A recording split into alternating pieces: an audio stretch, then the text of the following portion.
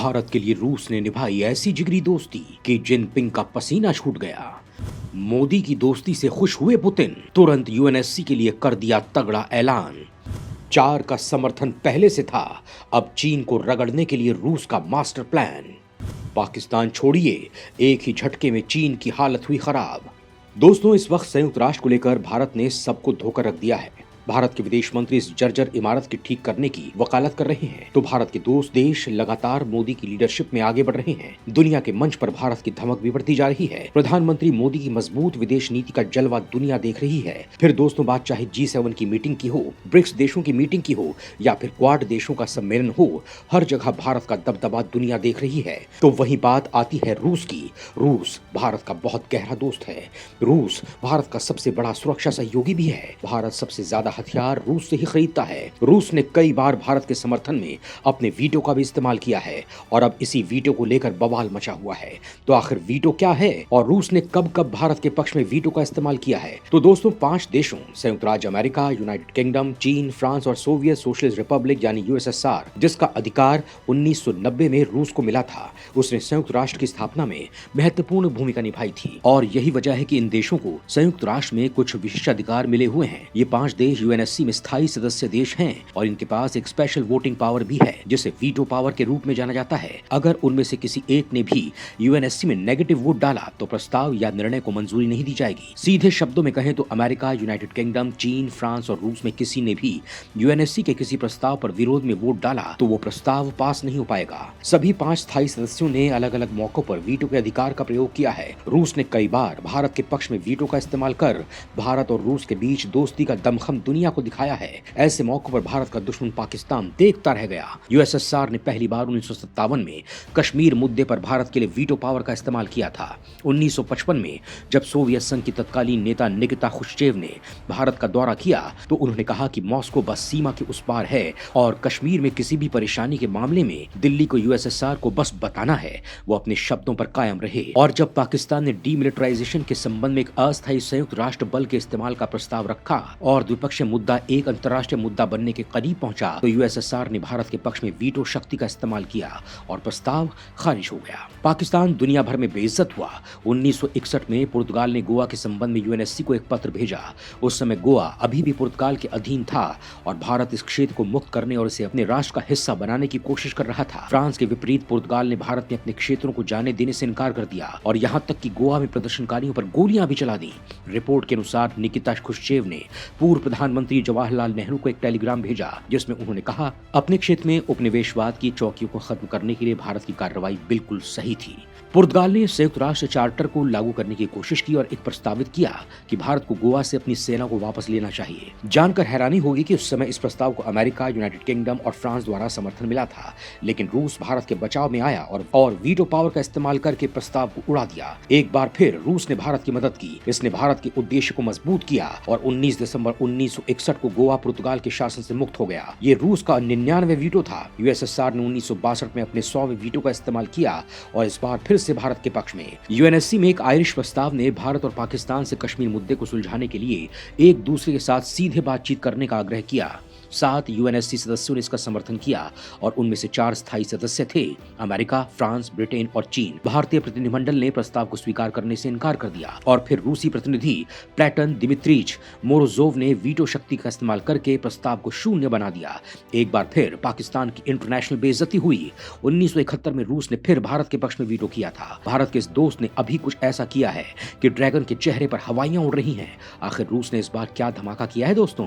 दुनिया में भारत का जो दबदबा बढ़ गया है और चीन बेचैन हो गया है। भारत और रूस की दोस्ती का दुनिया में नहीं है जवाब। इजराइल के साथ रूस ने कई बार भारत के लिए दिखाया है दुनिया को दम।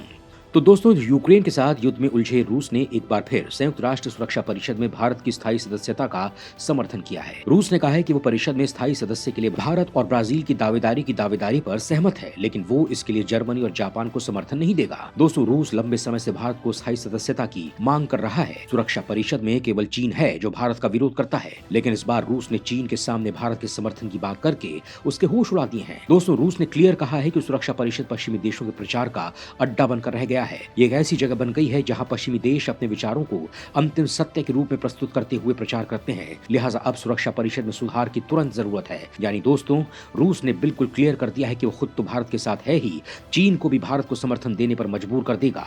इसका ताजा एग्जाम्पल आतंकी मक्की को वैश्विक आतंकी घोषित करवाने में हो भी चुका है। लेकिन दोस्तों, आखिर सुरक्षा परिषद में भारत स्थायी सदस्यता क्यों चाहता है? इससे भारत को क्या लाभ होगा और चीन क्यों इस मामले में रोड़ा अटकाता है? दरअसल दोस्तों, भारत के लिए समस्या ये है कि वो जब तक स्थायी निकाय का हिस्सा नहीं बन सकता, जब तक कि उसके सुधारों के लिए 5 स्थायी सदस्यों के बीच आम सहमति नहीं बन जाती। इन सदस्यों के पास वीटो शक्ति है जो यूएनएससी में अन्य देशों के प्रवेश को रोकने की शक्ति प्रदान करती है। यूएनएससी के 5 स्थायी सदस्यों में से चीन को छोड़कर 4 अन्य देशों अमेरिका, ब्रिटेन, फ्रांस और रूस ने यूएनएससी में स्थायी सीट के लिए भारत की उम्मीदवारी के लिए द्विपक्षीय रूप से अपना समर्थन दिया है। हालांकि चीन ने भारत की दावेदारी में हमेशा बाधा डाली है। चीन के करीबी सहयोगी पाकिस्तान, तुर्की, उत्तर कोरिया और इटली जैसे देश भी यूएनएससी में स्थायी सदस्यता के लिए भारत की उम्मीदवारी का विरोध करते रहे हैं। तो दोस्तों, सुरक्षा परिषद में स्थायी सदस्यता के साथ भारत को वीटो पावर भी मिलेगा, जिससे काफी हद तक एशिया में शक्ति संतुलन ही बदल जाएगा। तब एशिया महाद्वीप में केवल चीन ही नहीं बल्कि भारत भी एक बड़ी राजनीतिक ताकत के रूप में शुमार होने लगेगा। दुनिया में यकीनन हमारा दबदबा और ताकत दोनों बढ़ेगी। तब भारत की बात अंतर्राष्ट्रीय मंचों पर कहीं ज्यादा गंभीरता से सुनी जाएगी। अब तक एशिया को लेकर कई ऐसे फैसले संयुक्त राष्ट्र में आते हैं जिसे चीन अपनी मर्जी से मानता है या नहीं मानता है। पाकिस्तान भी चीन की आड़ में अपने ऐसे खेल खेल रहा है जो दक्षिण एशिया के लिए खतरनाक बनते जा रहे हैं। अगर भारत के पास वीटो पावर होगी तो काफी हद तक पाकिस्तान की आतंकवादी गतिविधियों और चीन से उसे मिलने वाले सहयोग पर बैन लग सकेगा। चीन और पाकिस्तान हमेशा इस बात के लिए बेचैन रहते हैं कि भारत कभी भी सुरक्षा परिषद की स्थायी सदस्यों की मीटिंग बुला सकता है और किसी भी मामले पर प्रस्ताव भी ला सकता है, जिसे मानना सभी देशों के लिए एक मजबूरी होगा। साल 2009 में भारत ने पहली बार जैश ए मोहम्मद आतंकवादी संगठन के मुखिया मसूद अजहर पर प्रतिबंध लगाने का प्रस्ताव पेश किया था, लेकिन पाकिस्तान से दोस्ती के चलते चीन ने इस पर वीटो लगा दिया। पिछले 9 सालों में चीन ने एक बार नहीं बल्कि 4 बार इस संबंध में लाए गए प्रस्ताव को वीटो लगाकर रोका। अगर भारत संयुक्त राष्ट्र का स्थायी सदस्य होता, ऐसा नहीं होता, तब पाकिस्तान को इस बात का खौफ रहता कि उसके पड़ोस में एक ऐसा देश बैठा है जो वीटो पावर से लैस है। लिहाजा पाकिस्तान इस समय आतंकवाद की जितनी हरकतें कर रहा है वो करने से पहले उसे 10 बार सोचना पड़ता। लेकिन दोस्तों, आप ये जानकर हैरान हो जाएंगे कि कभी भारत को सुरक्षा परिषद की स्थायी सदस्यता मिल रही थी जिसे उसने एक्सेप्ट नहीं किया था। दोस्तों, आप जरूर सोच रहे होंगे कि आखिर भारत ने ऐसा सुनहरा अवसर क्यों गंवाया जिसके लिए भारत को आज चुनौतियों का सामना करना पड़ रहा है। तो दोस्तों, भाजपा नेता रविशंकर ने अपनी एक इस किताब में शशि थरूर ने लिखा है कि 1953 के आसपास भारत को संयुक्त राष्ट्र की सुरक्षा परिषद में स्थायी सदस्य बनने का प्रस्ताव मिला था, लेकिन उन्होंने चीन को दे दिया। थरूर ने लिखा है कि भारतीय राजनयिकों ने वो फाइल देखी थी। थरूर के अनुसार नेहरू ने यूएन की सीट ताइवान के बाद चीन को देने की वकालत की थी। प्रेस कॉन्फ्रेंस में 9 जनवरी 2004 की द हिंदू की एक रिपोर्ट की कॉपी दिखाते हुए कहा कि भारत के पहले प्रधानमंत्री ने संयुक्त राष्ट्र में सुरक्षा परिषद की सीट लेने से इनकार कर दिया था और इसे चीन को दिलवा दिया था।